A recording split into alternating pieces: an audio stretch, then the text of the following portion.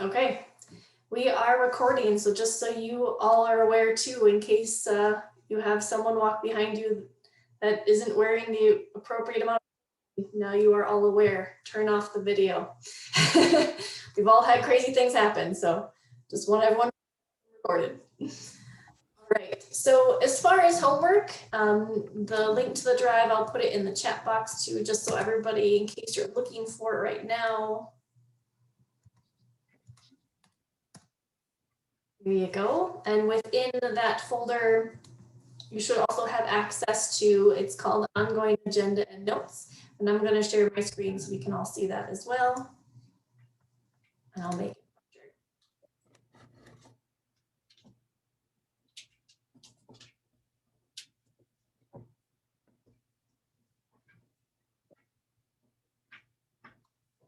larger. Okay. Anybody having issues getting in? No, everyone's in? Okay, great. So as far as the homework, it's really just right here.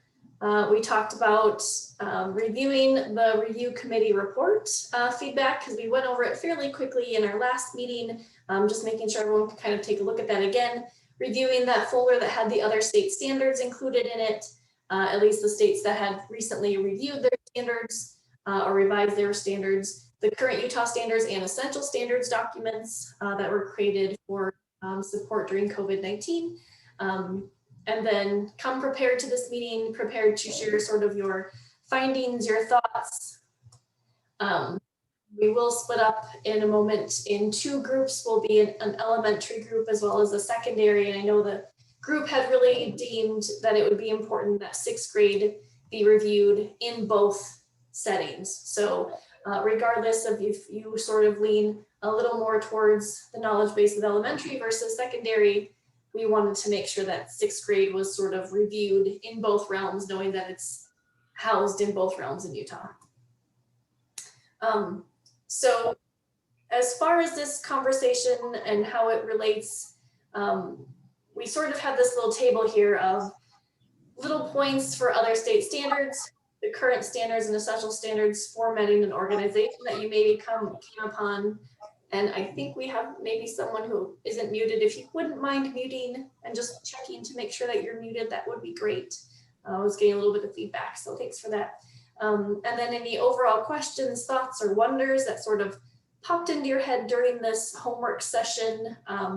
Basically what we wanted to do before we broke into groups was think about how this conversation and sort of the knowledge gained is related to the Standards Review Committee report, and as well as thoughts from the field that we discussed that very closely matched that review committee report. Do we stick to the same requests made by the review committee in the report, or do we add additional changes based on sort of our homework? Sorry, I'm just letting more people in. And then we would want to break into groups, an elementary and a secondary group, to start or create a more detailed list of what should be added, deleted, emphasized, and or clarified. That's just kind of, I wanted to sort of have that purpose in your head before we went on with this conversation, but just to be really clear on what that looks like. We did put an example in here where we had to choose which one of those categories this recommendation came with. This what example came with, let me add, there you go, was an addition. Where in the standards was it located? Meaning some of these recommendations may be in the introduction to the standards, in the actual standards, or in the appendices, that kind of thing. So if we know exactly where in the document this recommendation is going to come into play, that would be really beneficial. We also want to know the grade level or grade levels that this this recommendation would fall into, and then a detailed explanation. When we say detailed explanation of the change, we don't mean an actual writing of the standard, but enough detail so that the group, when we do break up into smaller groups, like preschool through 2, 3 through, like when we break up into those smaller grade bands, then that team is able to look at this and say, oh, okay, this is something that needs to change. We're going to now revise or rewrite some standards or add some standards. But this at least gives some additional detail as to what needed to be included. So it needs to be detailed enough that a team can go and actually do that thing. Not so detailed that it would be an actual writing of the standard within that box. Any questions on that before we start with the whole group?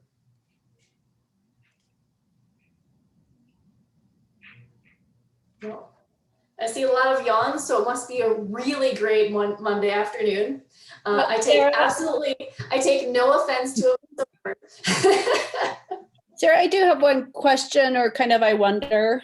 Yeah. I don't know if this is the place or wait for a few minutes, but as I was looking through the other state standards and thinking about our standards, I have a lot of heartburn about approaching the standards by grade, because what I think has been a strength of the standards is the vertical alignment and the spiraling. And I think if we approach it by grade, I wonder how that would be impacted. And so I don't know if it would be an alternative if we talk about in general ones that we want to condense and delete, and then get to down to what it would look like for each group. Or do we go to grade level but then come back and say, how do we get that spiraling back? Like, I have a lot of heartburn about approaching it by grade level and losing what I think is that big benefit. Yeah, so sorry if I didn't, that's not my intention of the message. We never intended to break it down by actual grade level. There wasn't going to be just a preschool group, just a kindergarten group. We're not going to break it down that low. I agree with you. I don't think that would be great for vertical alignment, which is why the team thought smaller groups would be better, but not, it would be basically elementary would be split in 2, secondary would be split in maybe 2, maybe 3, but not grade level specific, because like you were saying, for vertical alignment, that maybe wouldn't be beneficial. But we would always start out whole group in thinking about, let's talk about those changes. How does that affect each other's, especially those grades that are on the split of the bands? We want to make sure that those are coming into play as well. So I completely agree with your concern, and we want to make something that's happening. So yeah, thanks for that. Maybe here's my thoughts, is that we have like the anchor standards that kind of guide what they're the overall, and then each grade just looks a little bit different in the anchor. So are we doing away with the anchor standards? Are we keeping the anchor standards, or will we kind of agree whole group about that before we this committee? Okay. Anyone else?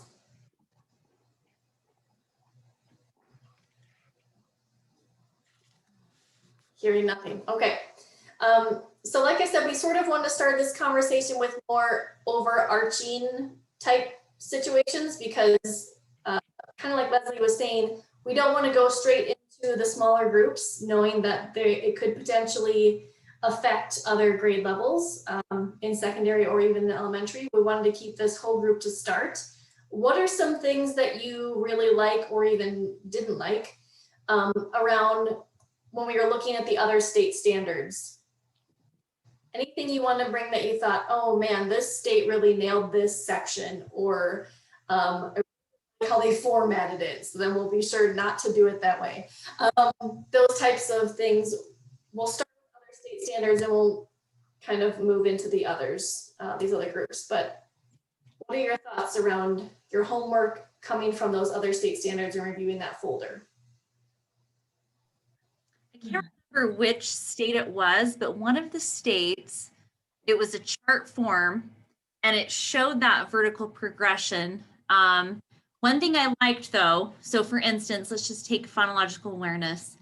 That standard remained there for each grade level, but it was, there was some narrative in, let's say, 4th, 5th, and 6th that said, refer back to previous grade levels if students need help in this area. So I just love that it keeps that standard on their mind, even though it's not a tier 1 standard for them. Did that make sense in the way I explained that? Mm-hmm.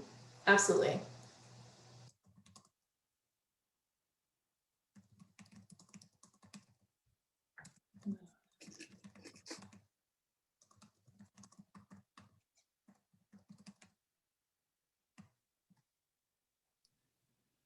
And kind of building off that, you know, what we've been talking about, I think Leslie you brought this up too, the vertical alignment, the spiraling back through standards, so that it allows school districts to really create curricula that, you know, where we're spiraling through the curriculum. And I think that's the way we want to build literacy.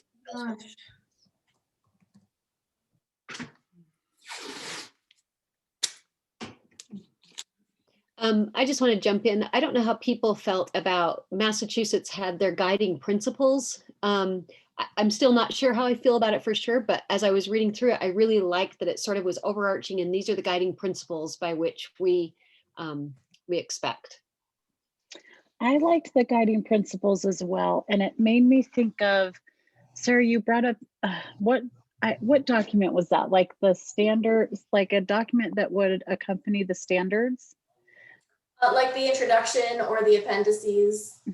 Yeah, I like these guiding principles because it's outlining things that successful students would be able to do in literacy. Yeah. And if you're having trouble, like it's a different way to frame the essentials.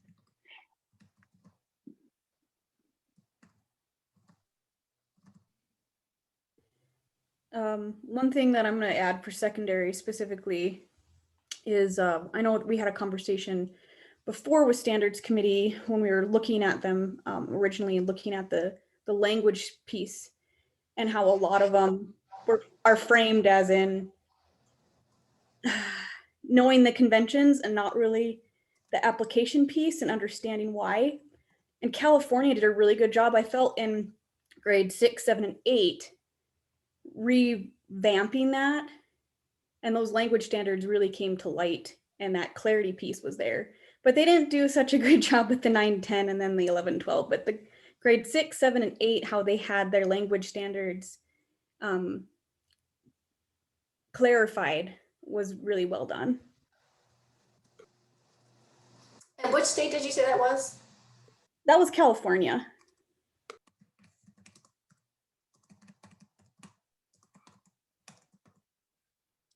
I really liked how ours has the grades right next to each other, and you can see where that skill, where they went from, you know, kindergarten to first to second to third. I really like that format to be able to clearly see what you're adding on each grade level and what the grade level before would have covered, so that you can see where you're going with that. California did something similar with the columns, but I like that formatting a lot. What kind of formatting did you say that was? So we have it. It's just where it has like the grade level side by side, so you can see that same, like, you know, the key details. You can see what they did in kindergarten and then what they do in first, and so there's a progression that's easily seen, so you know what they've had before and you know where they're going after. Great, thank you. Trying to keep up with the chat box and listen to you at the same time.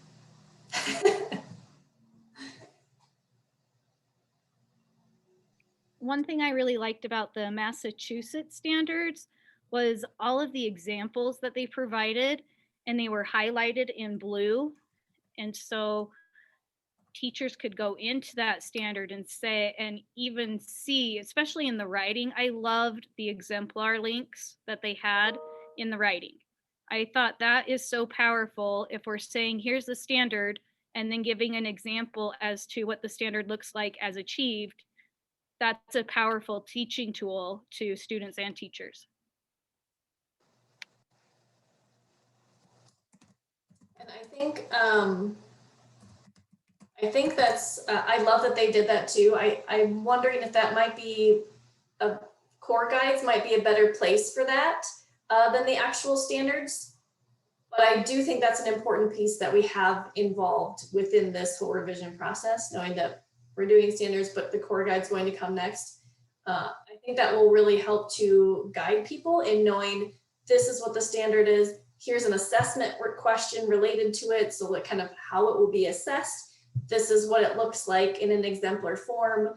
All those pieces directly included, as well as what other, especially in elementary, but also in secondary, what other standards and other content areas could potentially link to this standard. I think that's a really important piece that we don't have in ELA that will be really beneficial for the future as well in those core guides.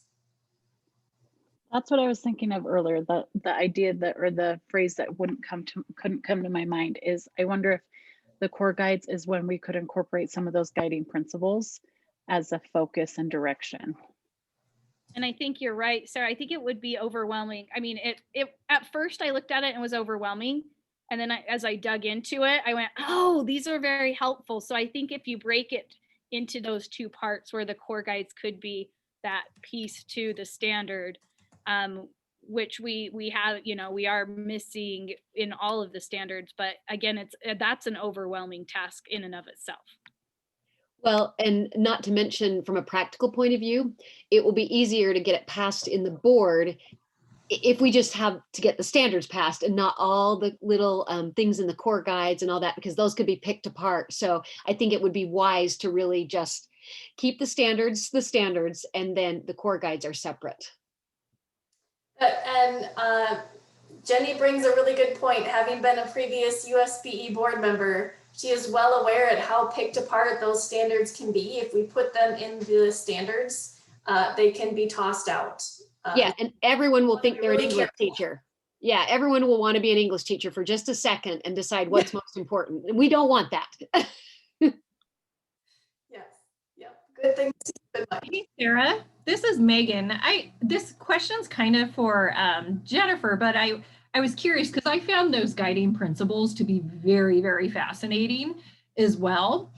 But, you know, and I'm trying to bring the assessment lens to it, but I was curious, how would guiding principles be, you know, possibly received by the board? Also knowing, like, how do you really assess a guiding principle? So would that stand up to actually be something that the board would want to be included as well? I was just like, I wonder how this is done in this state, really. Yeah, absolutely. Do you want me to, can I comment on that? Just one sec.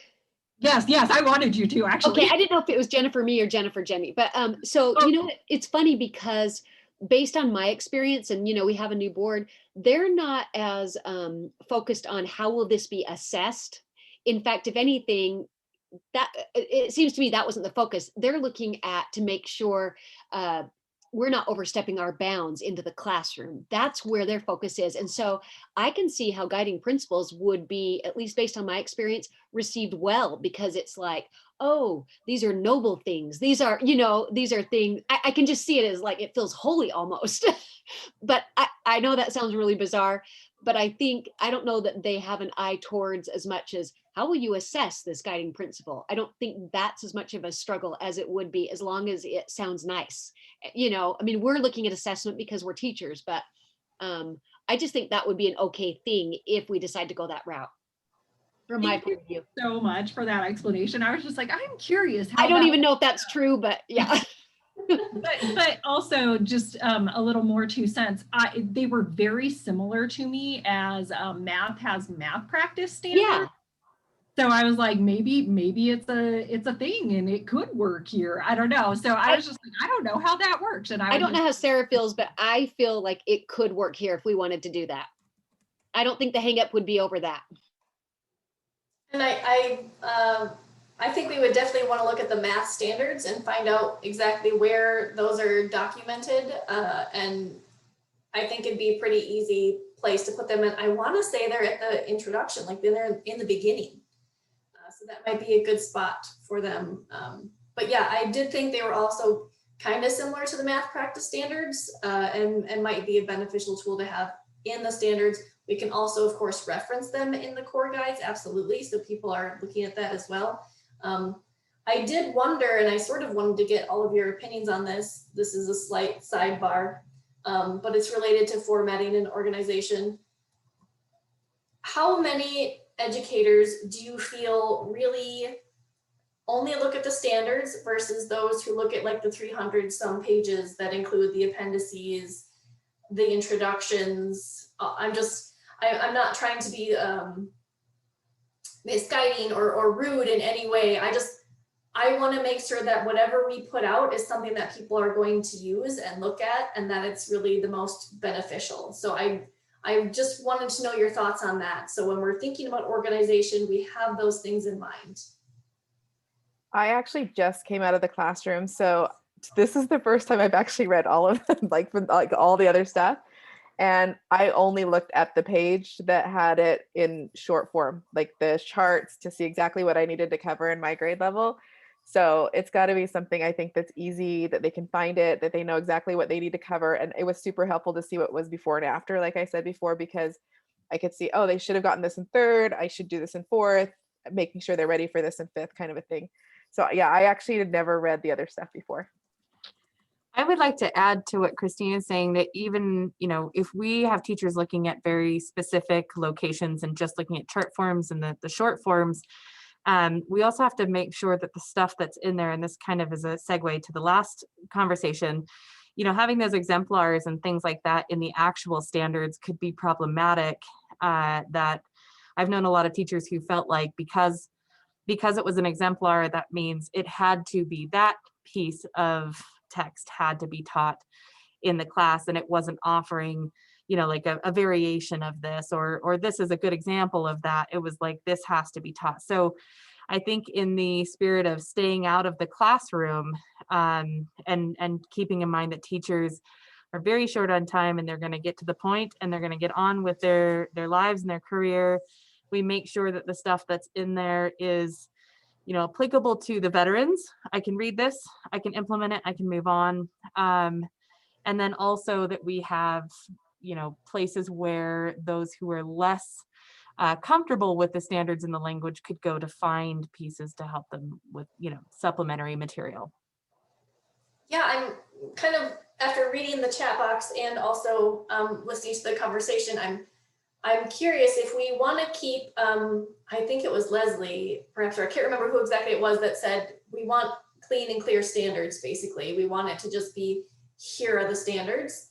And then including those other documents, or putting them in the core guide or linking them, that kind of thing. So I'm kind of curious. I know one of the comments was about complex text, and, you know, there are grade level bands, but I say, you know, there are, but I know there are a lot of educators who had never seen them unless I brought it up in like a professional learning environment. So knowing that one of the asks from the committee, the review committee, was that the complex text is something that needed to be sort of clarified and emphasized. I wondered if we have a standard, this is just a one example, it doesn't have to be the only thing, but I want to get your idea of the clear picture. If we had a standard blank grade, you know, whatever, this is the standard, and it has complex text written in it, if we had a link to then the core guide that has that table, or is that still clean and clear?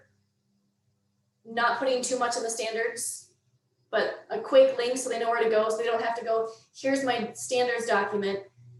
Now I have to also find my core guide, and I have to page through to find, I page through as if we're not in a virtual environment. It'd probably be more of a scrolling format to find where that exactly is. Is that kind of what you're thinking on when you think of a clear and clean set of standards? I'm seeing some non-feedback, very helpful, thank you. Great, okay. And one thing too is, it's funny because a lot of times the questions that teachers have can be answered by the resources that are included. So I think, you know, that quick link to those core guides, and then just having that part of the regular culture as far as the types of resources and things that we're sharing. Because it's interesting how untapped those resources are. And again, I get, you know, questions all the time could be answered with those resources. Yeah, I agree. Having the links within the context of the standards makes it more likely the teachers will use them, versus having to, you know, make a note, okay, I have to go and find this, that, or the other. Somebody said in the chat too that they like the formatting of Indiana. And one thing I particularly liked about that was it highlighted for an individual standard the grade of mastery. So that could potentially maybe be another link, like this like I have the 8th grade one open for right now, for example, and 8.RN 3.1 says the grade of mastery is grade 5. So we could maybe put a link right there to the 5th grade standards, so they would know what the prior grade's expectation might be. So that. almost like an additional help or support, scaffolding, if you will, for knowing the vertical alignment, but also a real quick, you know, if this is something being taught in 3rd grade and 4th grade and 5th grade, we're expecting that it would be mastered by 5th grade so that everyone is in the know of that expectation, and just being really clear. Is that okay? Yeah, exactly. Yeah. Great.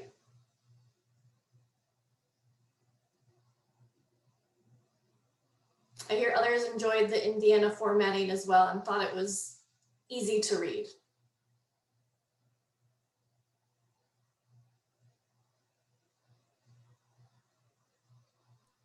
You know, as far as format overall, if one thing we can do, silver lining, come out of this situation we're in, you know, when I'm trying to make my way through the standards in paper form, it's cumbersome. There's, you know, half on one page, a quarter on the other. It doesn't really have, it's not a friendly format, not overly friendly. It's not terribly confusing, but it's not an easy read either. You know, I think the digital version of this would be fantastic, and links are going to be very helpful. I do want to devil's advocate that, and I obviously would prefer that, but what happens when we have a textual version of that? Are we looking into, you know, if in the digital version we would have links that would take someone quickly to the resource and then back, which would be fantastic.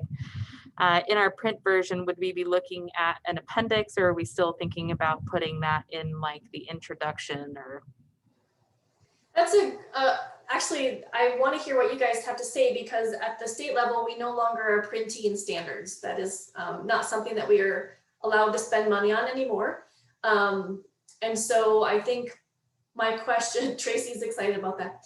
I think, so for me, I love that the standards are in a digital format, because I can do a quick Control F if I'm looking for a word in the standards that people ask me about, and I can be like, ooh, complex text, quick control, okay, and there it is. And it's just so much easier and faster than trying to page through.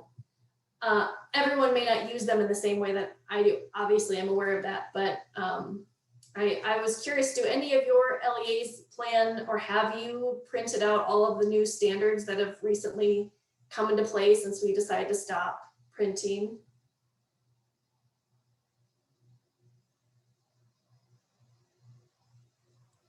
I know we have, you know, teachers do that just at their own locations, like principals will do that. We have standards available at our print shop that they can have sent over.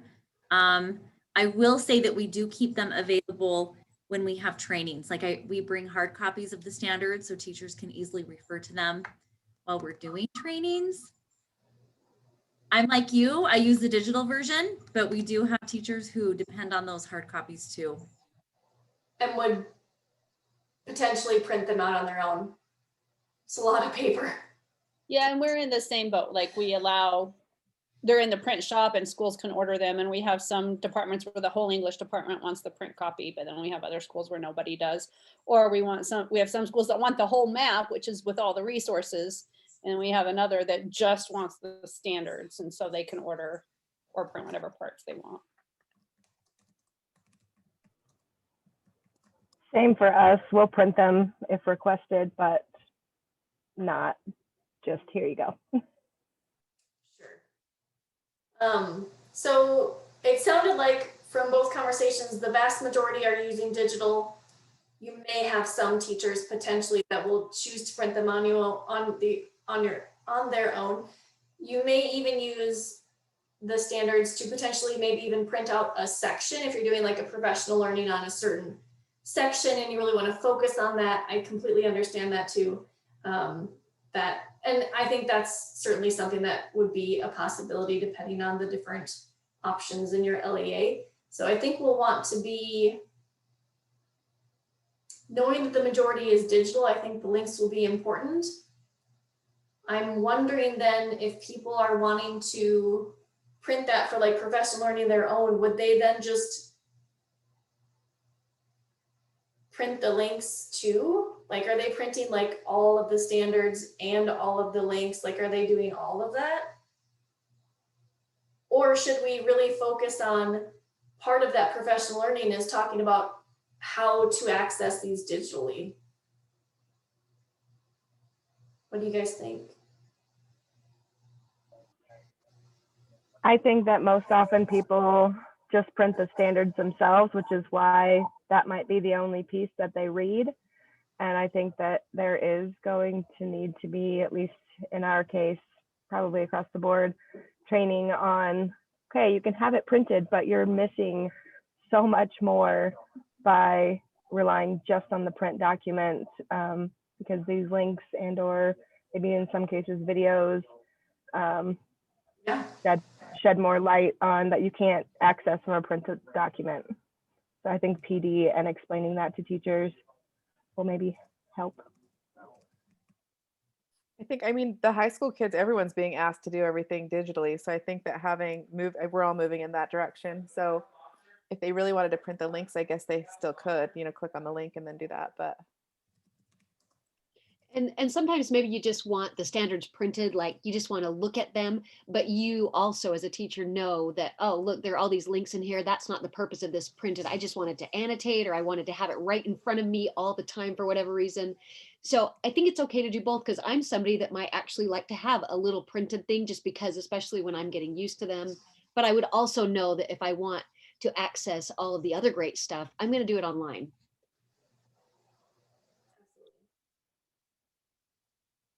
I did add, I don't remember whose comment it was, but I did add that they appreciate the standards that were side by side of the changes in Indiana and Maine, showing this is what it used to be, this is what it is now. And certainly I think that's something that we'll want to do once we actually are revising specific standards, because some of them, it'll be really easy. It'll just like, no change, still this. And others I think will either be gone and we can just say removed, or we can keep it as simple as possible, so that people know exactly what that change is. And I think eventually that document would no longer be needed, right? Eventually people will know the standards very well and won't need to know what changed, because hopefully everyone is getting training and will not still be teaching the old set of standards, basically. Although I do get a lot of emails about why don't we have handwriting in our standards, and it's very awkward to have a very upset grandparent when you get those emails and you're like, I'm so sorry, we actually do have that in our standards. It's right here. That's really awkward. So let's just make sure that we're, including families when we're changing standards. I think it's really important that we let families know of changes too. I'm not sure how they always get my email, but it's amazing. I'm just glad that they're asking. I'm glad they're asking and not just, they're taking their child or their grandchild's education very seriously, and I absolutely appreciate that. So anything else from other state standards? I know some of it was kind of formatting, so I've sort of gone between the two columns, but I'm anything else from the state standards that you felt like, wow, this was just really amazing, that I'd like us to really think about when we are revising our standards?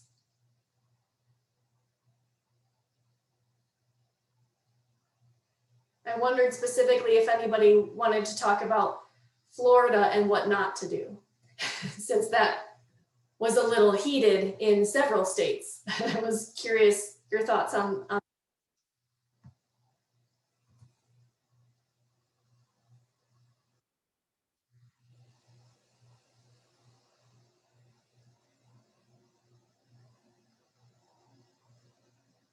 No one, just a lot of giggles when I mentioned it because you read it. And one of my questions was, well, how do you get a 10 out of 10 from Shanahan and Frey? Because it was wow, that's really, it was heated. You could tell. Yes. Like the less heated of the version just in print, so. Yeah, maybe it's just don't do what Florida did. Maybe that's all the lesson we needed.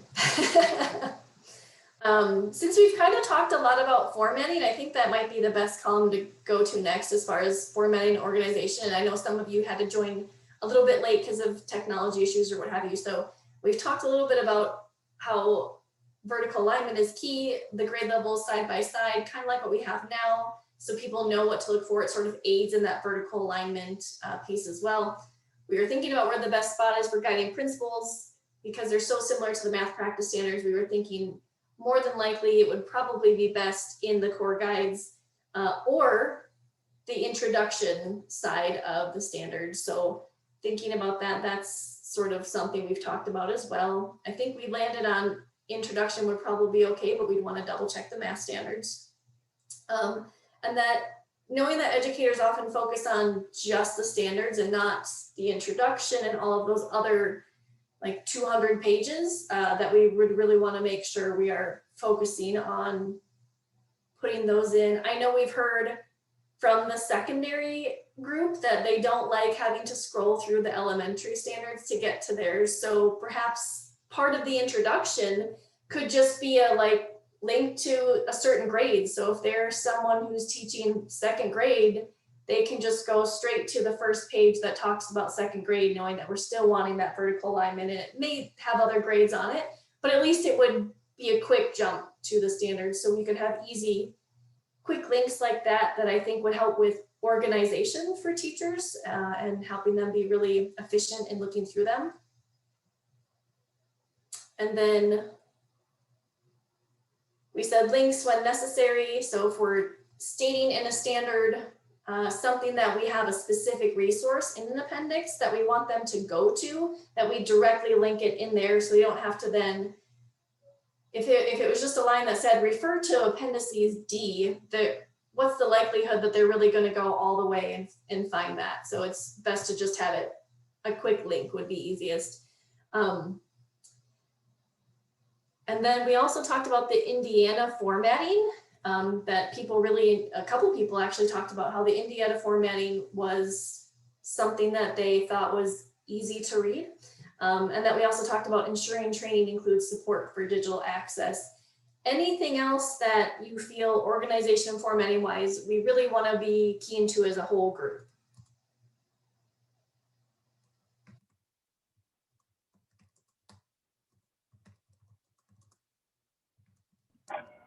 I appreciate it. I think it was, oh, sorry, Linda, go ahead. Oh, go ahead. I was just going to say, I appreciate it. I think it was Indiana that had the Word documents, not just PDFs, because that can help teachers to manipulate those documents. We have teachers that, in the case, they do print them off so that they can post them on the board when they're talking about their learning objective and success criteria. So having it in a Word document format is a friendlier format to work with if teachers are trying to do that. I will also note that the agency has heard LEAs, and LEAs have asked for years, I think, for the standards to be in sort of an Excel spreadsheet format as well, so that they can copy and paste when they're doing standards-based grading and other projects. So I know that's something that we've been asked for too, because often we only have the PDFs.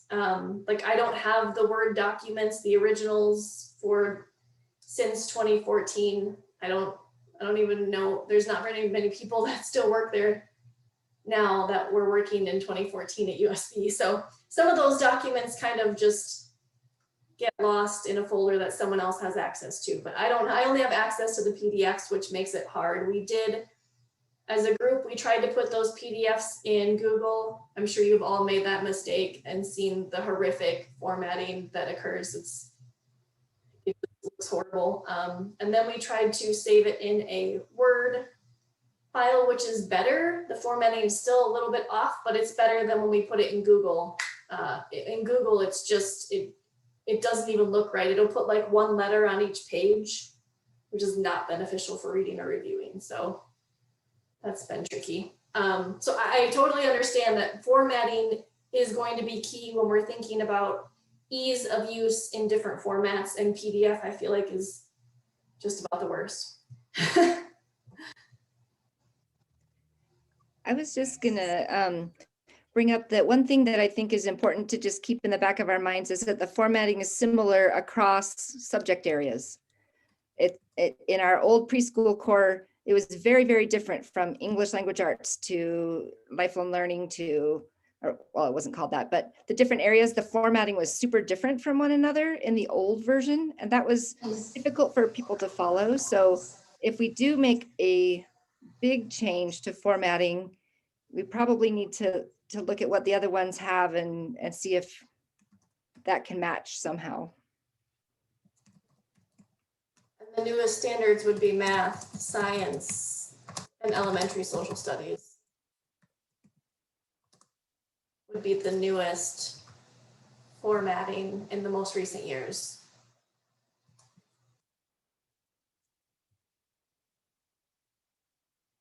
That's a really good point, though. Thank you for bringing that up.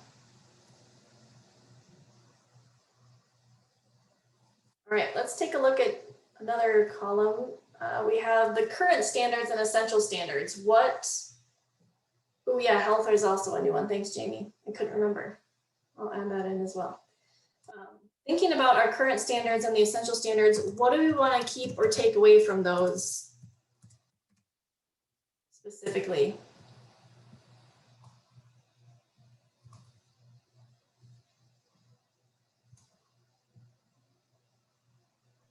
So I want to keep the different modalities. Like I think that it's important that they're doing the same skill in writing, in speaking and listening, in reading. And I know that that might in some ways seem redundant, but they're not the same thing. So in however we rework or combine, I know one of our goals is probably to reduce the number of standards.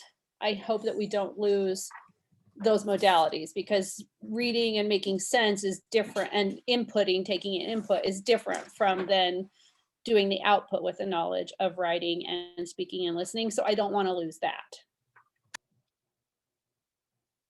I think that's where clarity is lacking in our standards and really could be improved. I know the team was looking at, just as one example, the phonological awareness standards. They're not really that specific or explicit. So it was knowing that people could be interpreting them in different ways. I sort of, for me, this is just my own opinion. This is not the opinion of the State Board of Education. This is just Sarah Whipke's opinion. I would really love it if our standards would be so clear that they could not be read in different ways. It would be really just so beneficial, I think, for all of us. It would help in training. Nobody would then read one standard, the teacher next to them would read the same standard, and they would get different things out of it. I just think that that's really not beneficial for ensuring that regardless of what school a child is in, I want to make sure they're getting the same set of standards. So I think that's something that's really important for me personally. Knowing that I've already had this conversation with our standards, our current set of standards, that people were like, oh, I thought it meant this. I don't want to have any of those I thought it meant this conversations. I want it to just be clear, this is what it means. Yeah, Megan, so we'll just take care of unpacking the standards. If the standards are really clear, I'm hoping that there isn't a lot of unpacking that would really need to occur, which I think would be, I don't know anyone who would be like, no, I really like spending days unpacking. It's just the best. You guys seem like you'd be okay with a little bit less of that. So I think the more clear we can be, the more beneficial it is for our students and for our educators.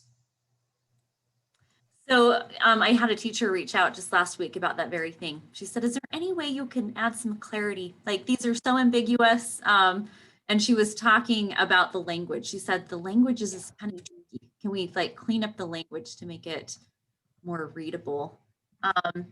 So one thought I had is, or one question I have, so for districts who are moving towards PCBL, personalized competency-based learning, or whatever each district's calling that, we're developing the, oh gosh, those guides, I can't think of what they're called, but the pacing guides that list the substandards that align with priority standards. Will there be any work like that at the state level? So as we're talking about this idea, kind of aligning of those two, like the merging of the two documents, I guess, by adding those substandards to the priorities. Yes, I definitely think we would want to be mindful of that. I know we talked a little bit about that in the first meeting when we were talking about like the portrait of a graduate, which is also a set of competencies, and making sure that we are aligning with the personalized competency-based learning as well as the portrait of a graduate.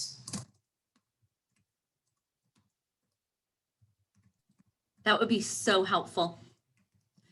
Our teachers just about lost their minds when they saw the priorities. So it's helpful to, and that's on me, right, for not setting that up in a way that made it more clear. But having those substandards aligned, I think will make it easier. Yeah, I think I feel like that's something that we are still trying to improve upon at the state level, and making sure that when we roll out something like a framework like that, that we are trying to connect the dots for people and not just assuming that someone will connect the dots for them. I don't think that's fair to anyone. So I think we'll want to be really mindful of keeping those things in mind when we are adjusting the standards. I think that will be a really big piece to think about. Thanks for bringing that up. Is part of it, and I think this kind of came up and it extends a little bit on that, is the end product meant to be that the idea of essential standards and current standards, that should be one and the same, that teachers would be expected to teach and assess everything? I've just been doing a little bit of reading of the Marzano research that kind of started the whole essential instructional concepts and kind of how that came to be. And I know we're in a different time period, to be quite frankly, and stuff like that, but I'm just curious how, how are we doing that calculation and stuff like that? It's pretty interesting the way he originally did it. So I just don't know how true we want to be to that methodology. So I first, thank you so much for bringing that up. For me, the fact that we had lots of LEAs creating their own set of essential standards and calling them something else, everyone had a different name, I'm pretty sure, told me that we had too many standards. If we have to break it down to the essential standards, our standards should be the essential standards. There shouldn't be extra ones that we're kind of iffy on and thinking, if you have time, teach these. It really should be, these are the things. These are the most important things to be mastered at every grade level. I really think that the standards should be in that realm. That's what we've heard from the stakeholders, from the field, from LEAs for years. We have too many standards. We need to reduce the standards. We need to make sure that all of the standards in that grade level, we shouldn't have 88 standards in one grade level just for ELA. That's insane. And it's not fair. It's not fair to educators. It's not fair to kids. So we want to make sure that we're really mindful of whatever standards we land on by the end of this committee's work. Those are the most important, the sort of bare essentials. These things have to be mastered by the end of this grade. I mean, when you think of kindergarten specifically, there are things in kindergarten that if you do not have these things in place for kindergarten, first grade is not going to be enjoyable. Those are the kinds of things that we have to make sure are in the standards. If there's something in our standards that we think they'll go into first grade and be okay without this, then maybe it's not one of our standards. Maybe it's not a requirement or an essential. I think the essentials should be our standards, not necessarily the set of essential standards we have right now, obviously, since we're making revisions.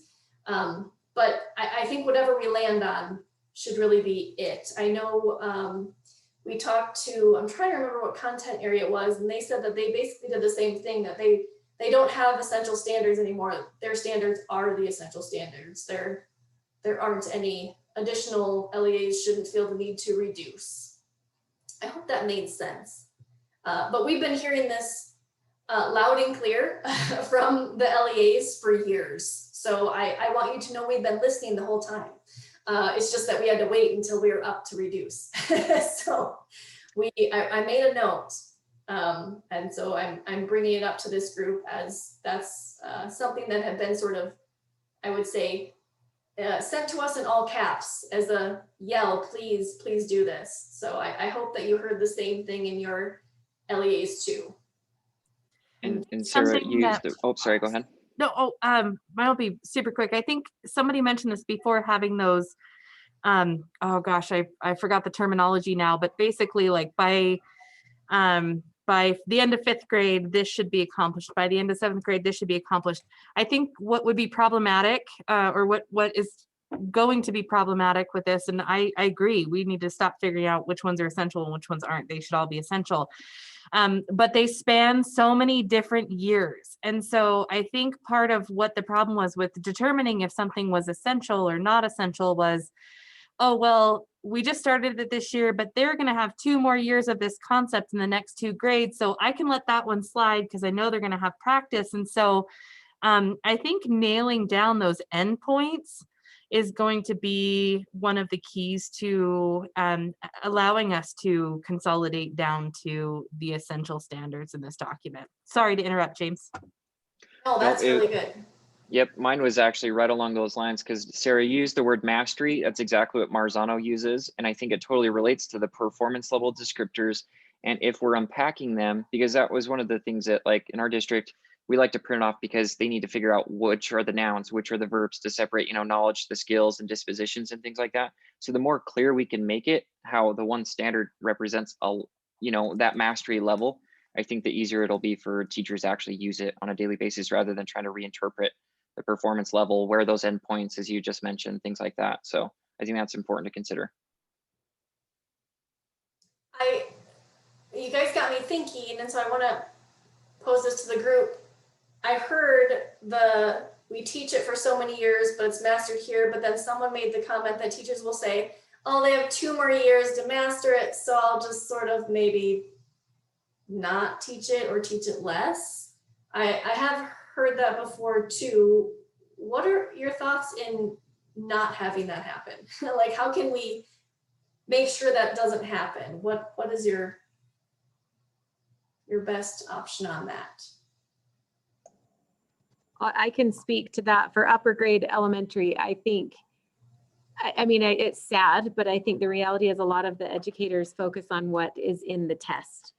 And so I think specifically, I'm a 5th grade teacher now. And when the decision to not assess writing was in any grade except 5th and 8th, when we went back to that, there was a big sigh of relief in our younger grades saying, oh, phew, I don't have to teach writing as much anymore.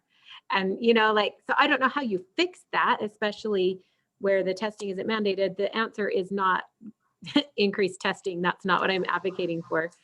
Sure. But I do think that's a reality with teachers when there's pressure put on them to help their students succeed. They look at what the test is going to emphasize, and that's what they emphasize in their instruction. So I don't know if that's really a solution, but I know it's a reality for a lot of teachers. I was going to say that exact same thing. We saw the same thing when the testing changed to only 5th grade. And we were really frustrated by that, just because, you know, that was our reason to get 3rd and 4th grade teachers to really dig into writing and have those high expectations of their students.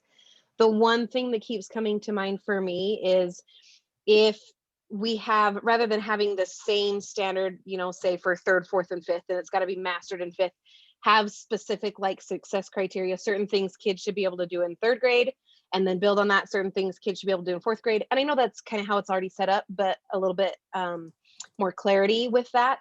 But I think that's the only way we're going to get teachers to not put it off on the upper grades. And that's a hesitancy too that I have of saying, oh, this has to be mastered by this grade, is then all of a sudden it becomes an excuse for, well, they'll get to it when they get to it, kind of a thing. And that's essentially asking, oh, James, I did it again. I'm sorry. No, you're totally fine. This is the whole Zoom game that we play. Yeah, it right? is, isn't it? I think that's essentially where, and we've kind of alluded to this a little bit, instead of asking the individual schools and the individual teachers to unpack the standards, we do the unpacking here and that clarity element. So we can take out some of that ambiguous language that spans three years, right? And just aim straight for that specific goal that we expect the 5th graders to master. And I don't think, and I agree, I think testing is absolutely a motivator in this regard. But as someone who was in a PLC who tried to do kind of the organic essentials, you know, the bullseye thing in a large group of people, we didn't even discuss testing, and we still had massive amounts of disagreement and frustration. I'm in secondary, so you can imagine where that's coming from. But even then, it was like, you know, one or two people would feel like this particular, you know, theme-based evidence is the essential, like you can't have anything unless you have these, and then someone else felt it was something else. And so, you know, we should probably have that priority pre-set up for the teachers and for these PLCs, so we can stop having this kind of who's on first with the standards. Yeah, you absolutely, you guys are spot on, I think, with what we hear at the state level as well. What you're hearing is what we hear as well. So I think it does have to be, I think the standards do have to be a lot more specific than they are now. And I'm sure you've all read a standard in a certain grade level and been like, I have no idea what that means. No one's probably teaching that standard anyway. Honestly, we've heard time and time again, if someone reads the standard and is like, I have no idea what that standard means, they just don't teach it. So if we have some that are worded so poorly, we should just get rid of them because no one's teaching them anyway, and they probably haven't been for years. If it's something that we feel is so important, then we need to basically take the interpretation out of it and make it as clear as we can, so that a teacher reading it will be like, oh, I know what this means. I can do this. I can take this standard and help it to inform my planning and put it in my instruction. And it's just that easy.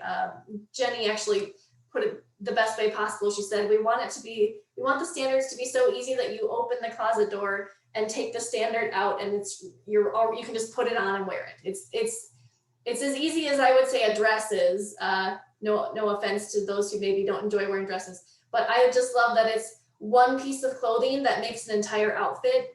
The standards it would just be so great if the standards were basically just like that. Just here we go, and we're ready for the day. A jumpsuit. There you go. Thanks, Naomi. One thing, Sarah, too, and I think that this might help frame our lens a little bit when we're actually creating them, is right now we've been talking a lot about teachers being able to use them, but if we're phrasing them so that students can actively use these, right? So when they look at what academic vocabulary is for 10th grade, well, we know that teachers gravitate to, you know, or academic, the grammar, right? Semicolon and colon, because those are the only ones listed in the parentheses. If you all have looked at those standards, you're like, yeah, that makes sense, right? And then there's a whole debate. How can we make it clear so that students even know what it is in each grade level that they're working with? Yeah, I think it's a fine balance of writing the standards so that they're obviously not standards that teachers are mastering, but they are standards that students need to master. So it'd be best if we could make sure that educators and students alike can read these, knowing that we still want to have that level of language. And what I mean by that is the language we're using the standards is the language we want taught. That is what we want that thing called. Yeah, I think that's such a key piece. Thanks for bringing that point up. Anything else you want to bring up from our current standards or our essential standards for the whole group? It would also be nice that if a parent read the standard, they would go, oh, this is what they're teaching my child. So it's in really basic enough terms that they don't go to the teacher and go, what the heck does this mean? I think we may still have to balance that, knowing that most parents don't know what phonological awareness is. We will have to do some kind of teaching. We still want to use certain terms, you know, maybe not in the standard specifically, but at least in like different headers and such. So I think we may still have to do some. Very true, because they don't know what phonemic means. But I think we could easily either put a glossary or something that would be beneficial, that would make sure that families are sort of aware of what our standards are as well. Totally open to any ideas you guys have on that. I do have a question about the role of I can statements, because there have been so many standards taken to the I can level that sometimes we lose the purity of the standard in an effort to understand it.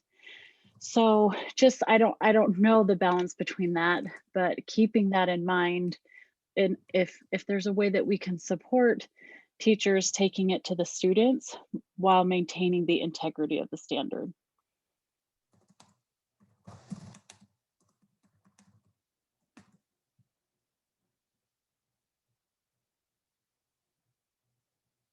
What are your guys' thoughts on Megan's comment? I did add that a glossary edition might be really helpful. I think that would be, especially if you're a brand new teacher, I think that would be really beneficial too.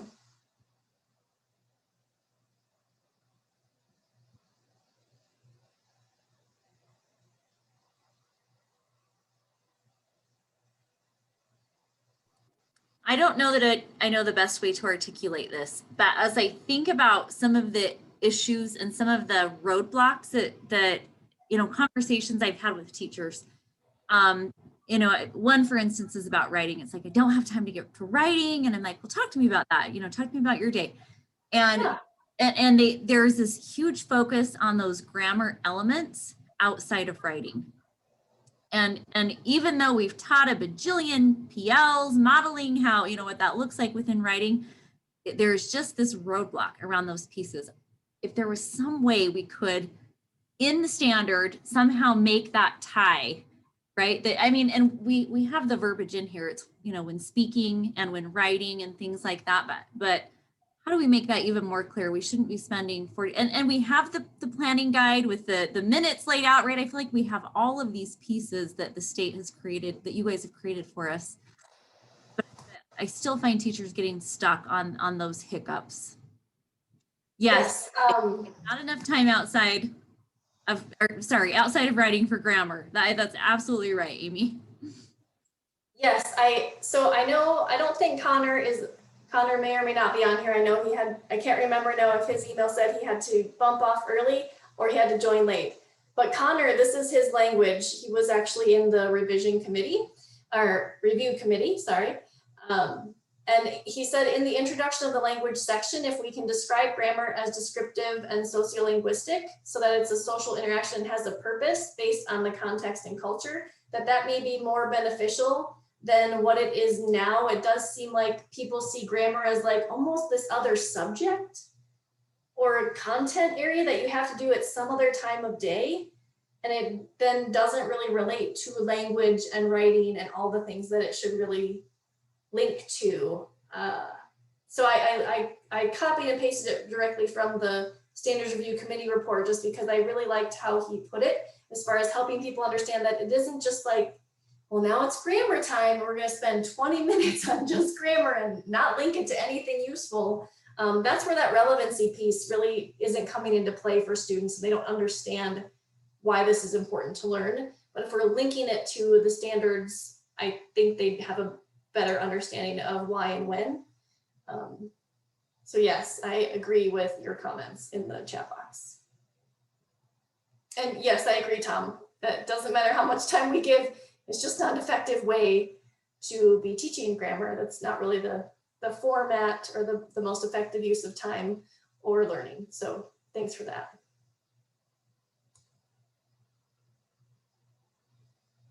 Oh, 45-minute lesson on grammar. Oh, I'm so sorry for those kids.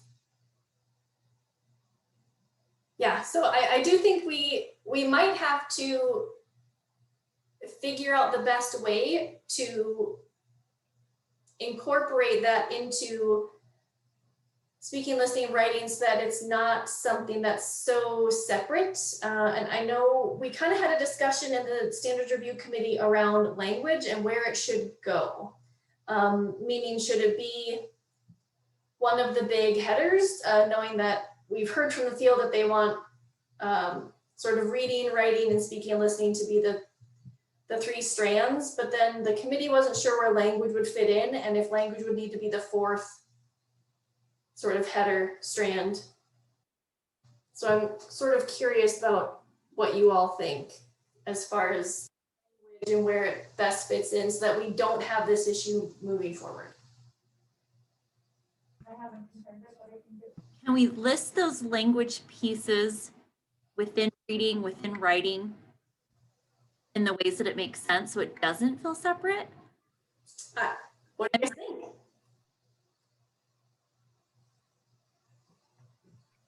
isn't that, so one of the, and I think it was Indiana again, I keep coming back to theirs. Didn't they link it and they had the different headers? I'd have to look again, but it made so much more sense to me to have that embedded into all of the content, because we're doing this all of the time and we're teaching all of these standards, but they're all linked together. And I think Right. Indiana did a good job with like their headers and how it was structured. I'm hoping I'm remembering it correctly. Anyone else remember exactly?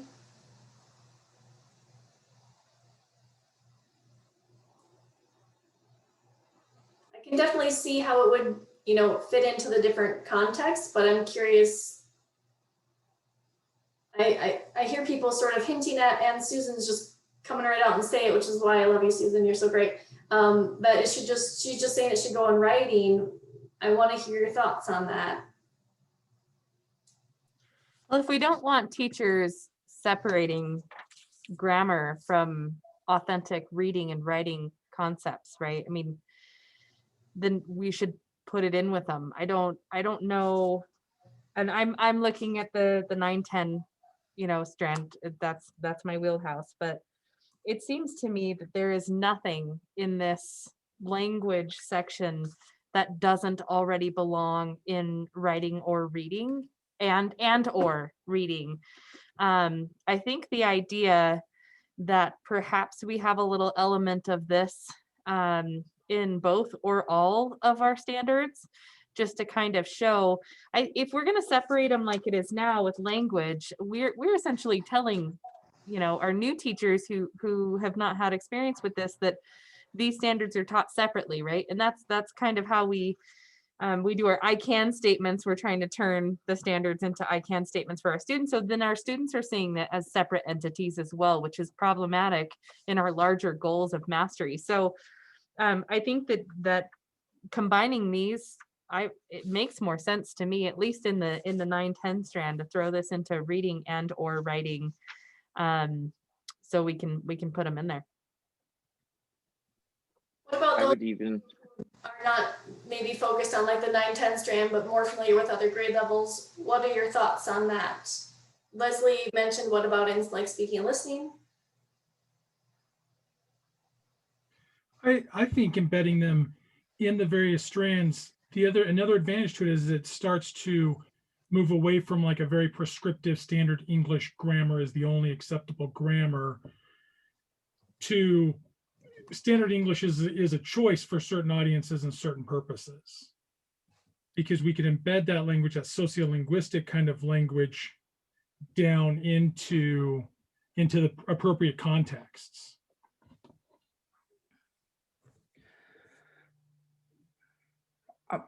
I also think that I do agree it belongs in writing and speaking and listening, but I think also in reading as the foundational piece almost for understanding complex text, where if we look at like a sentence level, that grammar plays a really important role in understanding complex sentences, and which is what we build on to understand a complex text. And so I think it really belongs in all of the strands and is an important piece. It's a building block for all of them. There are many children who can write and write with the correct, the verb matching what you're saying, because they'll say, we were going to the store, and then you'll be talking to them in conversation and they say, we was going to the store with my mom and I seen him while I was there. But when they're writing, they can put it all together. So it really does need to be in their speaking as well as in their writing.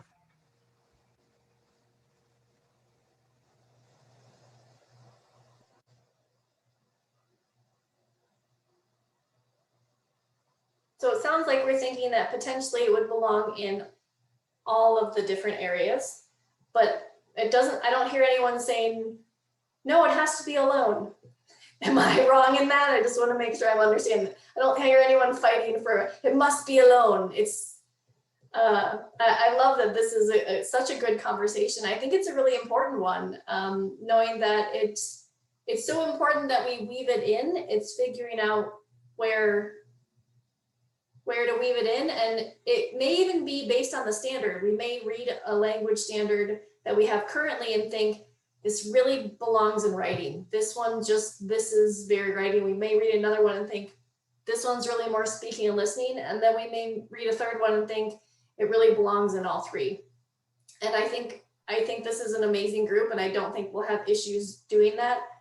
My only wonder with that is that maybe will be the last group of standards I think maybe we should touch on. The reason I say that is maybe once we revise the other sections and know them very well, then I think we'll be able to move towards where we should put it to make sure we have vertical alignment as far as where we're putting it. What are your thoughts on that? Is sort of reserving those standards as sort of the last group to be revised? What do you think? I think too, as we look at them, just based on this discussion, grammar's different for writing as it is for reading, as it is for speaking and listening, just depending on the lens that you look at it through. And so as we read the standards, we might say, oh, this sounds like a writing lens. Oh, this sounds like a reading lens. And, you know, having it by itself doesn't allow you to maybe show all of those different lenses, but by putting it into something, into one of the other categories, then you can actually, you know, you can phrase it so that it is seen through that lens by teachers. And so I think you're right, as we go through and we read through and we go, oh, actually this sounds really like they're referring to writing, or they're referring to reading, or whatever. I think it will lend itself to that. I do have a question about the speaking. Oh, sorry. Yes, please. The speaking and listening standards. So in the past, and maybe this is just my interpretation, it was like, yeah, they can do that. You know, we have collaborative conversations or whatnot. And I wonder if we might be able to frame them in some way in using the terminology oral language. And I don't know if that's all encompassing, but there's a lot of research, and I feel like that term means more than speaking and listening. And it allows us to dig a little bit deeper into how adequate is their oral language, rather than, yep, we can speak in complete sentences, because it affects so much more than that. What do you think, group?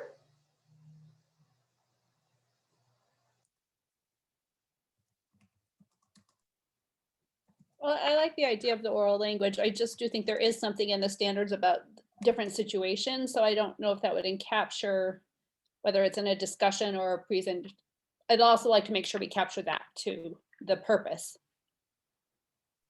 I think that comes back to how clear we are with the incorporation of these things. So I also was a speech and debate coach. So I love the speaking and listening standards, but that's because there were specific things that they had to prepare for, and it was an easier kind of thing to measure and assess and stuff like that.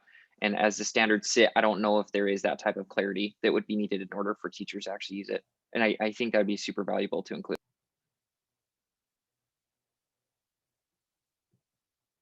Anyone else?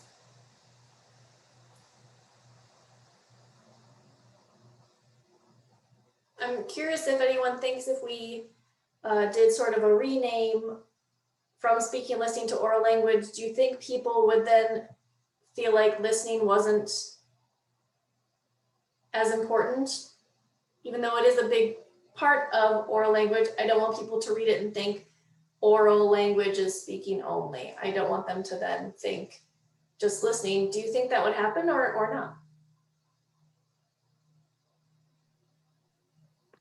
Part of me thinks maybe we just articulate it we could articulate oral language in the standards, be more articulate about what that really means or could mean.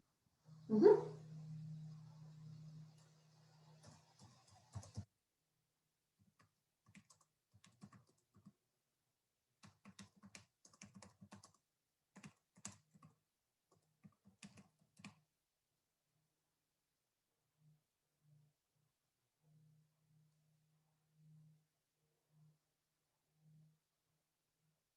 All right, anyone else?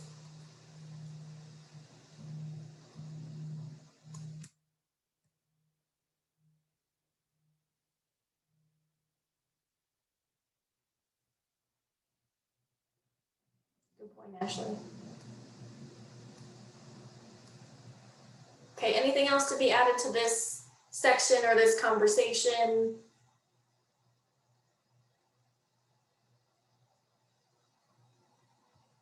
Okay.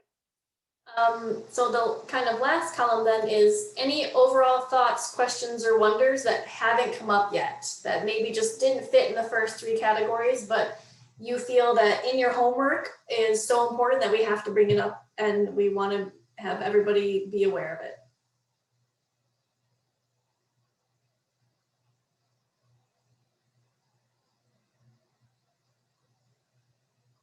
Sorry, no pressure. I just know that you guys put in a lot of time and effort, and I don't want anything to go and be missed that you feel like 4 meetings from now, you're like, ooh, I wish that would have been included in the full group conversation before we split out. I'd rather we just have that conversation now. So we're all sort of on the same page as far as the big picture before we move into elementary and secondary, which aren't super small groups, but one step smaller. Sarah, Okay, so I have, go ahead. Are you sure, Ashley? I promise. You go for it, Okay. Angie, and I'll say my piece. Okay, so one question I have is, but I don't, it would take getting into the details, but there are so many places within reading and writing where that speaking and listening standard is so critical, and it's not happening either. And so I think it would be powerful to, here's the thing, we're trying to whittle these down, right? But it's like, I feel like there are places where that definitely should be embedded so that teachers understand that, oh, here's a good place for a collaborative conversation. I don't need to buy teacher pay teacher cards on collaborative conversations through this game, right? Like this would be a really powerful place to embed that so my students actually have something to write about when we, get to this writing place. And or comprehension, right? Like what better way for students to process what they've read than to have that opportunity to talk with their peers. Any thoughts on that?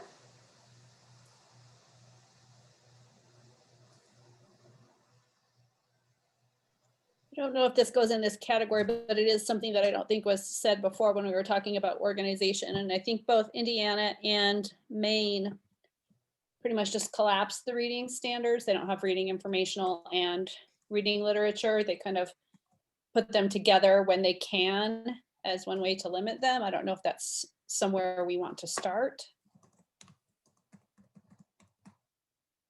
That was a big discussion, and for anyone who was part of the review committee, feel free to chime in here too. That was a big discussion around, in certain grades, they're almost identical with maybe one different piece. So the discussion was, would we put them together or do we want them more separated out? Because I think what happens often is, and I've seen this happen in professional learning environments and in schools I've taught in, is teachers read the one and then they read the other one and they're like, this is the same. And don't actually think about the context of how different it is for that standard to be in literature versus that standard to be in informational text. And they're not sort of parsing it out because it's the exact same words.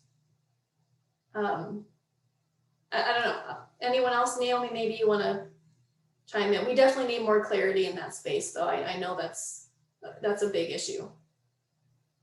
I think the other piece to that conversation was making sure the informational text did get taught, particularly in the elementary grades, since that was, what Nell Duke, right, found that wasn't really happening. And that's why I think that's really the impetus for why those standards got split in the first place, was to say, hey, everybody, like informational text is also important. So, I wonder, like, if you collapse them together, are we going to go back to that? Have we even changed from what it was? That's another question too. And that probably something you all could comment on. I'm curious if instead of, maybe collapsing isn't the right word, but if we look at them and reword them, because if they say the exact same thing in both columns, teachers are like, oh, I taught it, done. I taught that one standard because it says the same thing. Where if if we don't separate them out, but they're still all in the reading standards, I think people will be more likely to teach them because they wouldn't be worded the same. Does that make sense? Jenny thinks they need to be separated. I want to hear all of your thoughts on this because this was a big conversation in the review committee too. I think it was just, we weren't sure where to go with it. Because we want them to be taught. We just don't want them, the way they are right now, people see it as one and think it's the same standard and then just let it go. And we don't want that to happen. We just talked a little bit about having maybe some subsets under each standard. So I wonder if there's some things about the importance of students differentiating the difference between a theme and the main idea based on the two different texts. So there is, you know, I think some value in maybe saying, okay, we need them to understand central idea as it pertains to various texts and the substandard within informational, within literature, et cetera, and then understanding the difference based on the audience or purpose task or something like that. It provide more context maybe. I love what you're saying. I think my only, I don't want to say barrier, but something that may make this more difficult is the board has decided that the format for standards has to be a strand and then standards. There can't be like sub-strands. Just putting that out there so people know.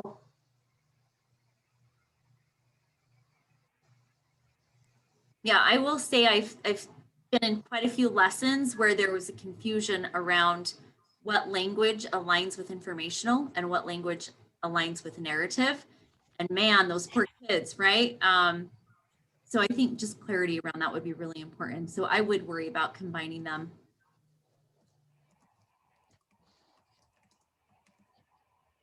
I know someone put in the chat box that it's different to teach both, which I would agree. It's not the same when you're looking for different things in the different kinds of texts. I just think people maybe aren't doing that. So I think we'll have to be really cautious about when we're putting those standards in,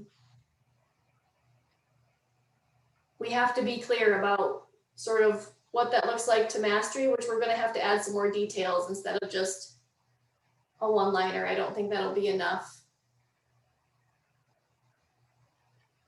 We may even need to use different words in the two so that people are understanding that it is different. It's not the same. You can't just do the one and then think, check, got that one. We don't want that to happen. So speaking of what we've been talking about, the review committee was saying that the strands should be reading, writing, and speaking and listening, that there should be 3 strands. So we heard from the field as well, from people who've written in. Obviously, not everybody writes in about that.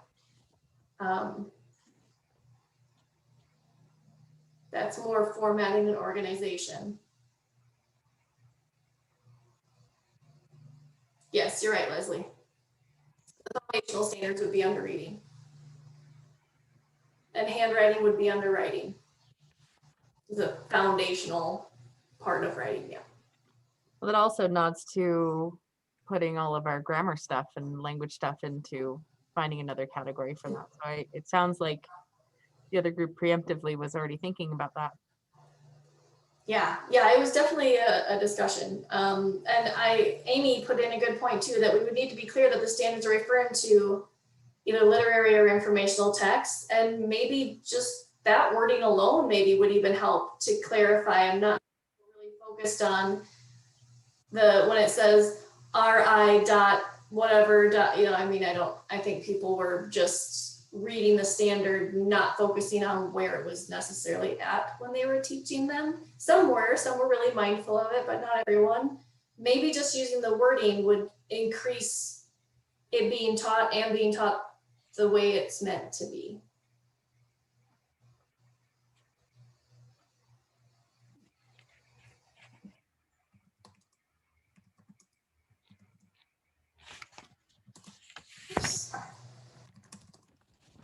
Is it a terrible idea to have linked standards. So like, as we were talking about speaking and listening and how maybe this part of oral language would go really well with this part of reading or writing, could we put something in there that would say, you know, oral language standard, blah, blah, blah, and then in parentheses, see also reading, da, da, da, da, da. See also writing, da, da, da, da, da, to help people make that connection between the different categories?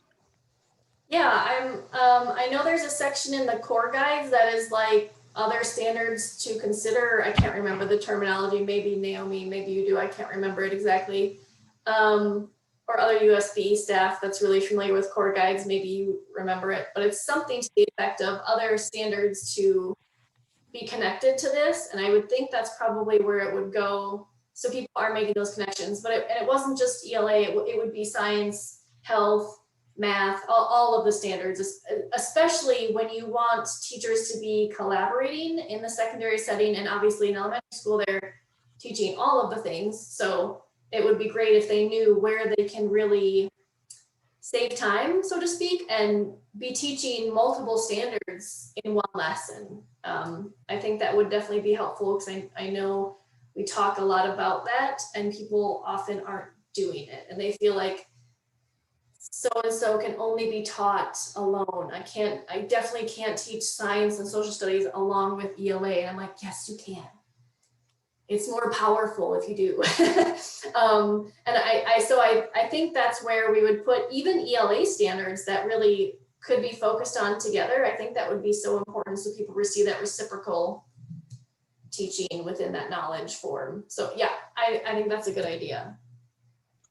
And then I have one more question, and maybe it was brought up last meeting or at the beginning of this one, but have we talked about quality core programs? Because we all know that they don't write programs for Utah. Like we're too little, they don't necessarily care about us. I mean, they write programs for California, they write programs for, I don't know. So my concern is that we don't want to be like too far removed from what's out there, because then we lose all of our support. So then how do we choose good quality programs to support our teachers in teaching these standards, and yet not have to have them go through and dissect the entire thing to figure out what is and what isn't there? And maybe that goes back to when you guys were mentioning the other ones who showed, you know, this standard is just plain gone, or this standard is now this standard, or whatever. But that's just something that keeps coming up in my brain, is like that scares me a little bit, because I know our teachers can't do it without a core program. Like they've tried and they can't. So yeah, thoughts to that. I mean, knowing that we can't put anything about curriculum because that's not the board's position, that's not what standards are for. That is a local control choice in our state as to which curriculum can be used in each LEA. And we don't have any say over that at the board level. Anyone else want to speak to that?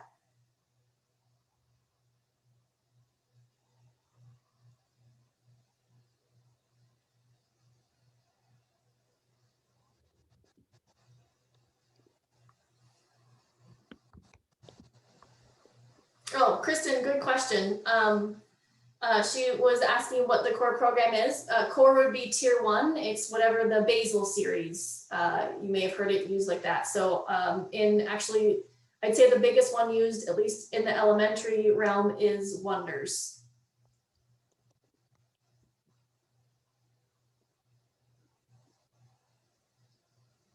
I'm curious if anyone in secondary is having that challenge or consideration. In our district, we don't really run a lot of tier 1 core programs in secondary, so that's more of an elementary piece.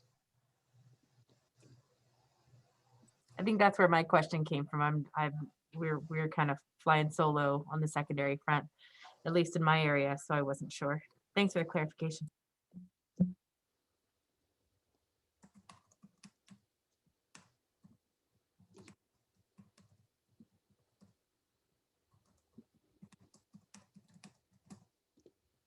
Actually, I think I added just a note that in the glossary, it would be helpful if we defined curriculum versus standards, and someone even added instructional activities, or no, instructional strategies.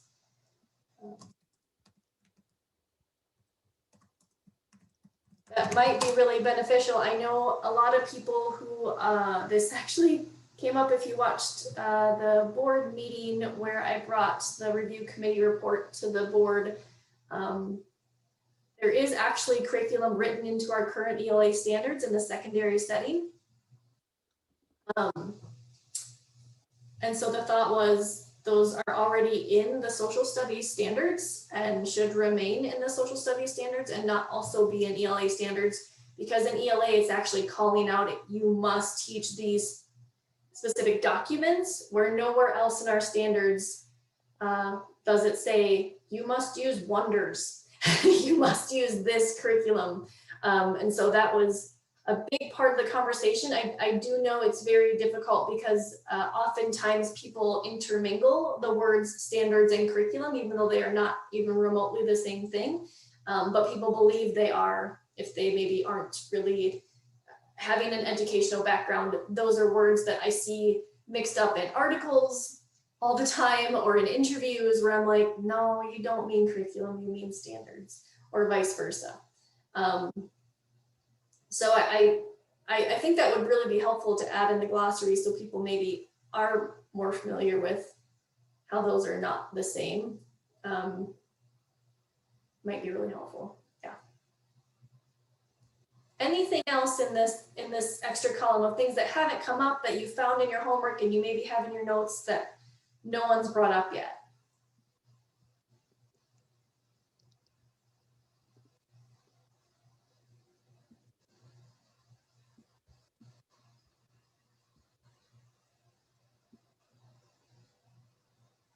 Okay, so hearing nothing and knowing that this is a document that it looks like all of you have access to, what we wanted to do, I know there's not a ton of time left, but using those sort of big pieces that we just talked about, how does the conversation that we all just had relate to the Standards Review Committee report and thoughts from the field, which the thoughts from the field are pretty much intermingled within this report. I'm going to pull it up just so everyone can see it all at once and can maybe take a quick look again. So you all have access. So hopefully if you click on that link, it gives you access as well. Move this, I'll make it bigger. And then I'll move it down so you can see, just as a reminder, these are kind of the big pieces that the committee recommended be changed, in addition to what we've all talked about, and some of them intermingle very closely. Some of them didn't come up in our conversation, maybe because we already talked about them the first go when we reviewed this together at our last meeting. But hopefully you can just take about 5 minutes and review this document one more time and think about how our conversation that we've just been having really relates to this document and these recommendations as well. So I'm just going to mute for about 5 minutes and give you time to review that on your own.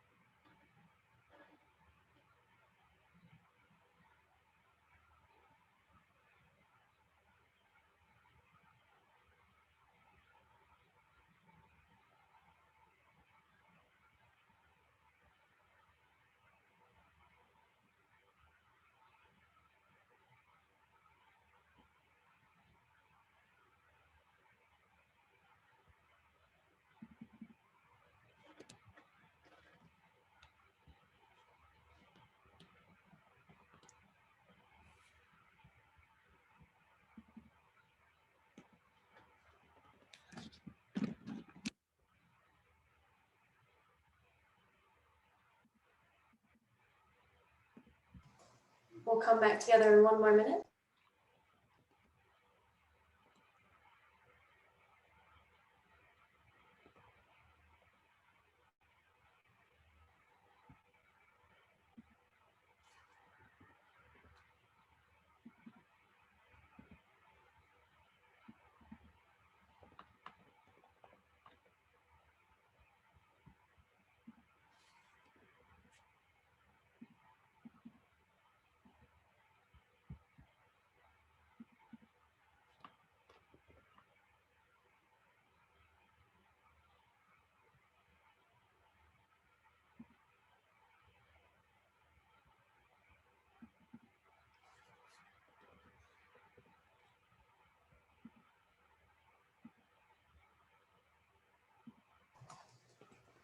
Thanks so much for taking the time to do that. Hopefully you're able to get through the report. For me, the only thing I noticed, I sort of just made a note of it, the only thing that looks like it was a little bit different from the report was the strands. And this group decided that language would be intertwined, that we would do that last. That's the only one that looked slightly different from the recommendation. Nothing else seemed to kind of contradict anything in the committee report. So anyone against any of the requests that were made in that report?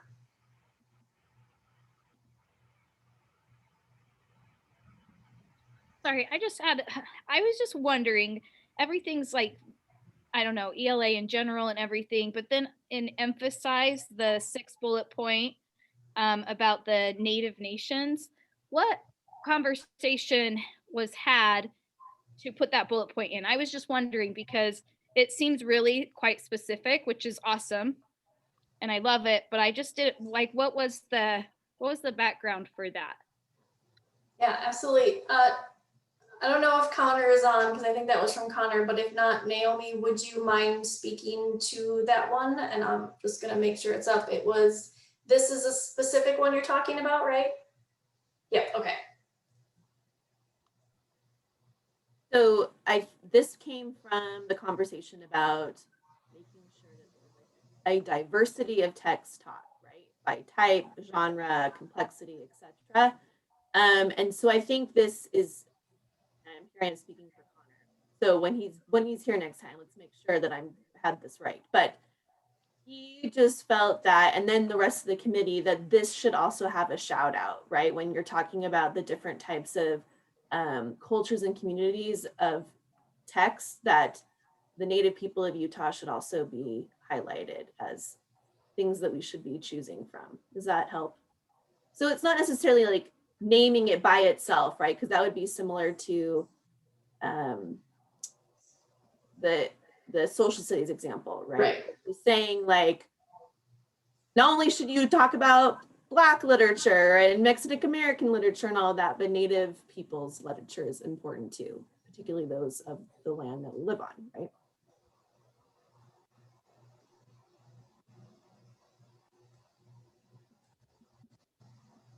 More of an equity piece because this group was sort of left out seemingly.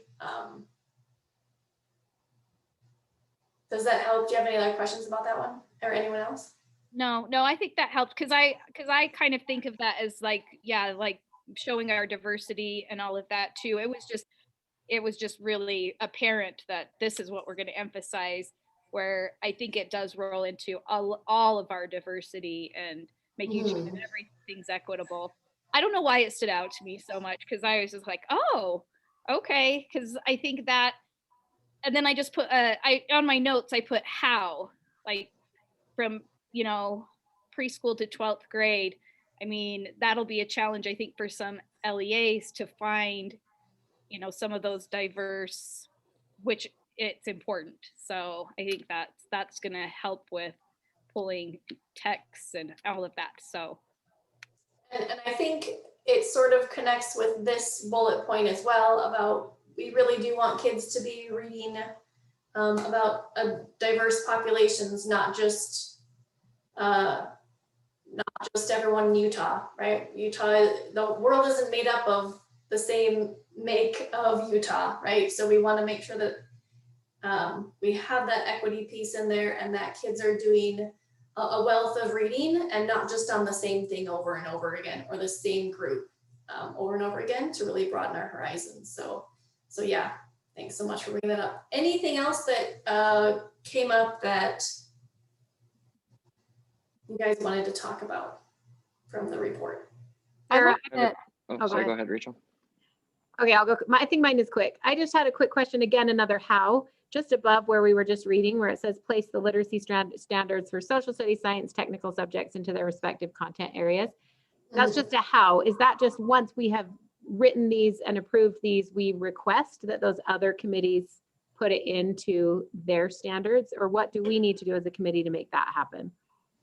Yes, so that would be more of a USBE staff situation where we would make sure that people are aware that that's what we're thinking and what those standards are. And I think the first step would probably be reaching out to those content areas over those standards and saying, one, do you already have these in place? Because if they're already in your standards, it's really actually just a duplicate, right? So then it's just, okay, well, we don't need it in both. And if it's not, we're asking that it be moved there. What they do with it, we don't really have control over if math wants to take on, I mean, if other content areas, obviously that I think is more going to be a question for the board, and that we would take to our director around what's that going to look like, and when will the board determine that needs to be a change?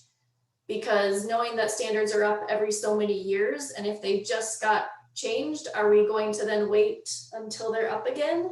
Or does it need to happen now? We're not sure what exactly that looks like, but it would have to be, the board would have to be included on that decision, and our director. So our committee is more around saying what should happen. How that happens is going to be up to a different set of people. That makes sense. Thank you. Yeah. I have a question, and I'd love to hear everyone's input. So the only thing that is digital or technology in nature is perhaps the media literacy piece that I see on the document.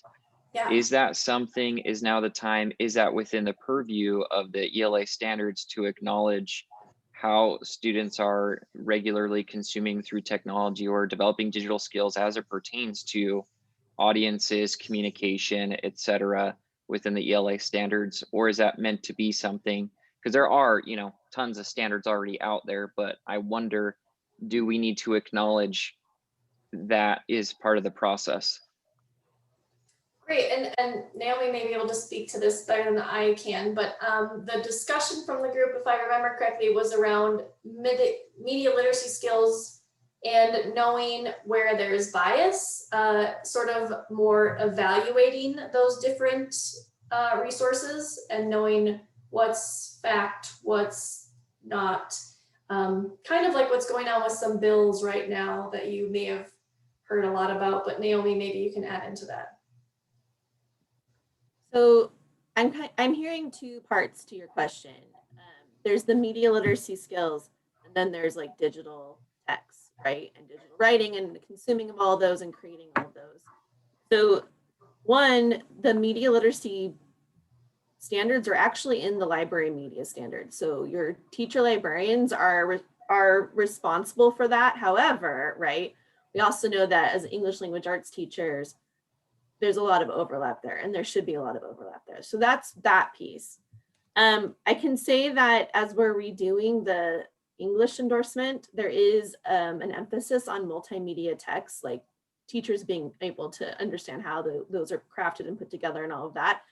And so I think, James, to your point, there's overlap between media literacy skills, those skills, and our conversation about the diversity of text that needs to be taught, right? And there are some skills that, I don't know, I read differently online than I do and with physical text. And I'm sure you've all found that with digital learning, that we consume information differently, and that's not bad or anything. It's just the way that things are. So I don't know if that answers your question, James, but I think giving a shout out to multimedia, I think is perhaps maybe warranted. Yeah, and that was my question too. Yeah, should it be included? If so, how? Kind of a thing. Great. Great questions. Anyone else? I was curious, like Amy, about the conversation around, oh, I just had it in front of me, the poetry under clarify, all P through 12, examine which grade level is appropriate for poetry and clarify purpose.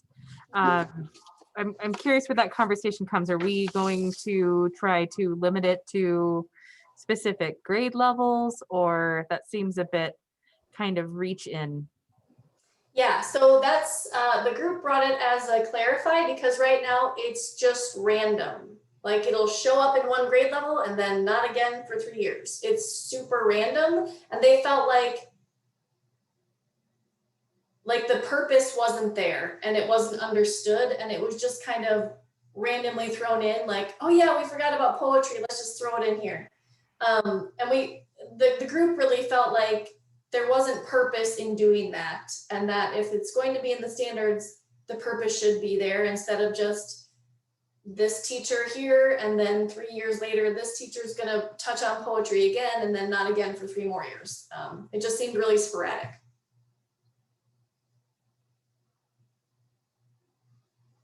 So I think the committee was wondering, where does it best fit? But then also there needs to be a purpose with it, not just here are poems. You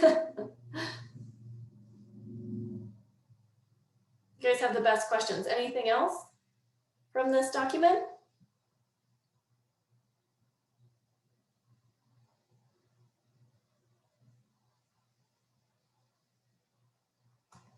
Okay.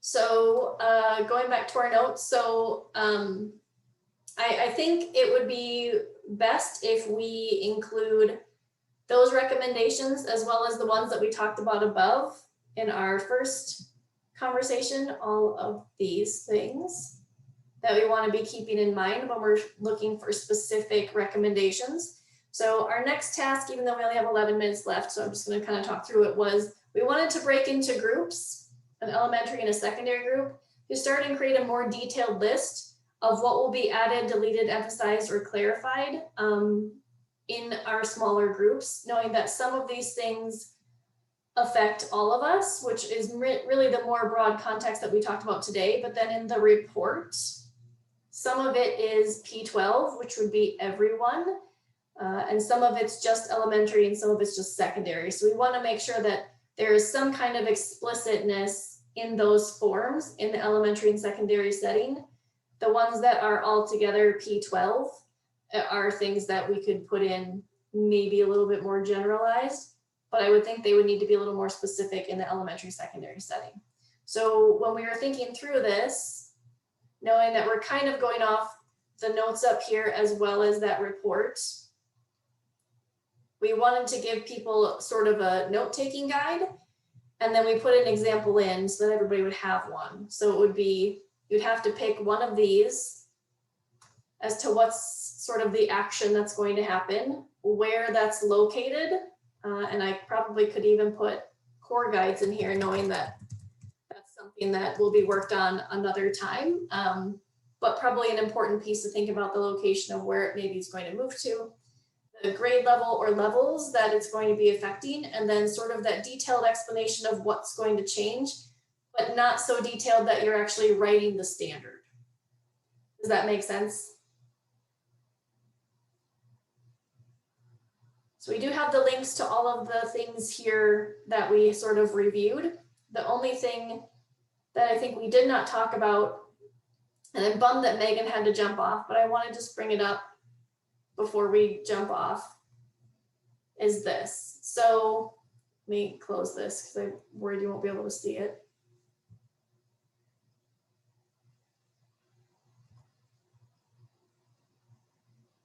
So these are the WIDA standards, and the reason we wanted to bring them up is just because we want to be thinking about students who are learning English as well, and thinking about that they have sort of WIDA has a separate set of standards. This is the framework. So it's something that we were talking about.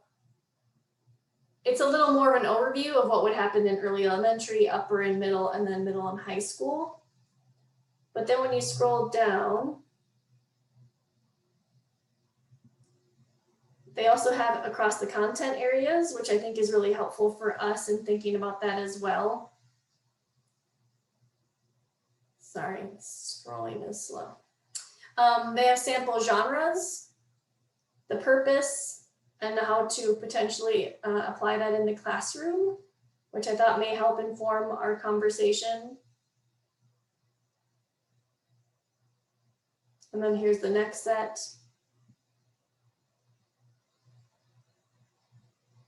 Again, they have the different genres, purpose, applications.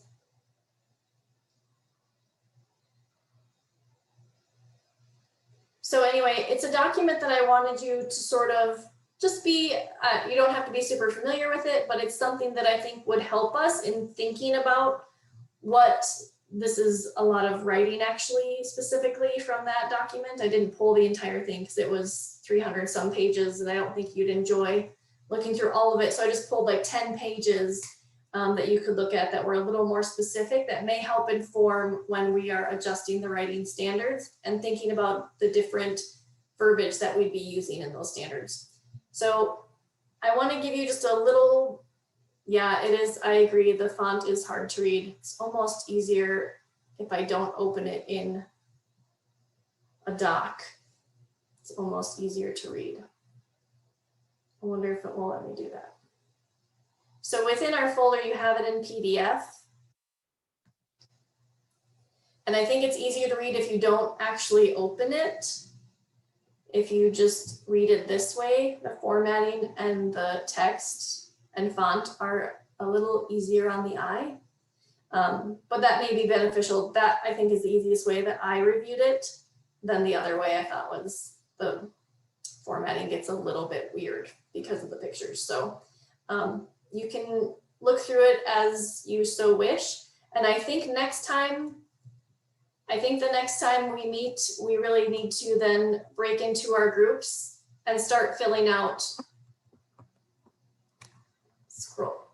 it's thinking about scrolling, this section right here where we're adding, deleting. And I think what we would do is probably pull this off and have an elementary one and a secondary one. And there would be a note taker in each group and they would be putting in those specifics for all of those pieces that we talked about today, as well as in that committee report. So thinking about that, we want to sort of have these groups created in advance. And we know we have some people who were not in our last meeting. And I think I have the notes for who picked what somewhere else, but just in case, we want to make sure that when we break you up into groups next time, we know who wants to go in what group. So if you wouldn't mind letting us know if you would like to be in the elementary, which is P6, or the secondary, which is 612 group for next time, that would be really beneficial. I know we're missing some people next time, so we might have to adjust that, but if you put in the chat box, we'll make sure that it gets in the document, and then those names who don't have the word elementary or secondary next to it are the ones we can ask what group they want to be in. And then, so next time we start, we'll split up, we'll review those documents, and you'll be filling out that note-taking device as we start. So as long as you already put it in the chat box, which you choose, you are welcome to head off. And the only thing I ask is that you review those WIDA ELD standards sometime between now and our next meeting, which is on February 26th from 2:30 to 4:30. Thanks. And thanks for putting those in the chat box. We'll make sure those get added in the document.